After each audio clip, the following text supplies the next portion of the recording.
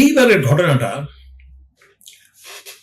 আমি তখন বেশ বড় হয়ে গেছি, আমি তখন চাকরি করি এবং চাকরি সূত্রে ট্যুরে ট্যুরে যাই, অনেক জায়গায় যাই ভারতবর্ষের মধ্যেই মোটামুটি।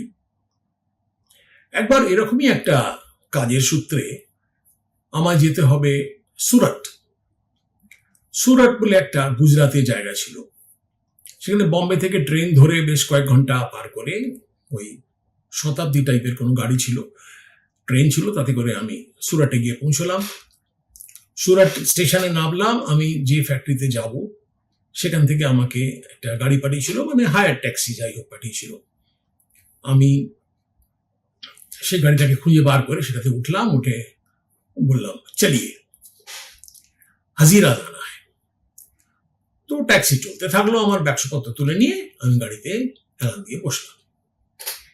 খানিকটা যাওয়ার পরেই একটা কনজেস্টেড এরিয়ার মধ্যে আমরা এসে পড়লাম, একটা বাজার টাইপের, মানে লোক গিজগিজ করছে, এই সাইকেল, এই রিক্সা ভ্যান, টানা ভ্যান এবং তো আমি তখন একটু কিরকম অস্বস্তি হচ্ছিল যে বড্ড কনজেস্টেড তো জায়গাটা, শুধু আমাদের ওখানে যে কনজেস্টেড ততটা নয়, সেখানেও বেশ কনজেস্টেড, এখানেও অনেক লোক থাকে। তাহলে আসলে গুজরাট আমি আগে কখনো যাইনি, পরে আমি গেছি, আহমেদাবাদে গেছি, বরোডায় গেছি, কিন্তু এইটাই আমার প্রথম গুজরাট যাওয়া ছিল।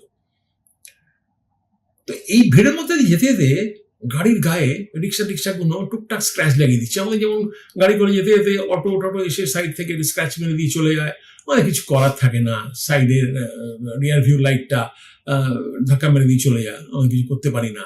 ওদের তো কোনো ড্যামেজ হয় না, ওদের তো সব ভাঙাচড়া জিনিস, লোহা বেরিয়ে আছে এরকম, ওদের তো পেন্ট স্ক্র্যাচ হয়ে যায়। আমি খারাপ ফিল করি না, আসলে কিছু বলতে তো হবে, কি দাদা দেখতে পাচ্ছেন না, দেখে চালান না, আপনি কি মনে করেন কি? তারপর ঝড় লাগে তো অনেক সময়, কি হয় ভাবের রাস্তা নাই, আমি পড়া দিই নাকি, বা আমি ট্যাক্সি দিই না নাকি, দেখে চলতে পারেন না, গাড়ি চালানো জানেন না তো কেন চালাচ্ছেন শহরের গাড়ি, যান মশাই গ্রামে চলে যান, চলে ইত্যাদি ইত্যাদি সব লেগেই থাকতো। হয়তো সামান্য একটু স্ক্র্যাচ, কিন্তু ঝগড়া না করলে আমাদের যেন হয় না, তাই আমার খুব অস্বস্তি লাগতে লাগলো। আমি ওকে বললাম, अच्छा ड्राइवर भैया आपका गाड़ी में इतना ठोक रहा है, मार रहा है, गाड़ी तो डैमेज भी हो रहा है। बोला हाँ साहब, थोड़ा बहुत डैमेज तो हो ही रहा है। तो आप कुछ बोलते क्यों नहीं, आप झगड़ते नहीं हो तो बोलना चाहिए ना, दो चार तो बात सुनाना चाहिए उसको, चाहे वो उसका आपको खर्चा भरे या ना भी भरे, तो बात तो सुनाना ही चाहिए आपको। ड्राइवरটা আমাকে বললো জানেন, बोलो साहब काहे को टाइम बर्बाद करने का साहब, उतना टाइम कुछ धंधा कर लेगा। এই যে লেসনটা আমাকে এই একজন অর্ডিনারি গুজরাতি লোক, সামান্য ট্যাক্সি ড্রাইভিং করে তার জীবিকা চালায়, আমি একজন ইঞ্জিনিয়ার, লেখাপড়া শেখা এবং এক্সপিরিয়েন্স লোক,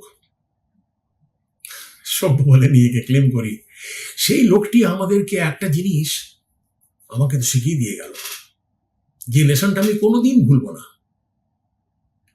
I can never forget, because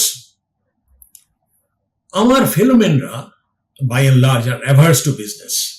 তখন আমি অত ভালো করে জানতাম না যে গুজরাটি মানে দে আর অল রিয়েল বিজনেস ক্লাস, কিন্তু এই যে মেন্টালিটি এর পেছনে রয়েছে, टाइम बर्बाद नहीं करने का, उतना टाइम, जितना भी टाइम मिलेगा कुछ धंधा करो, মানে কোনো বিজনেস করো না।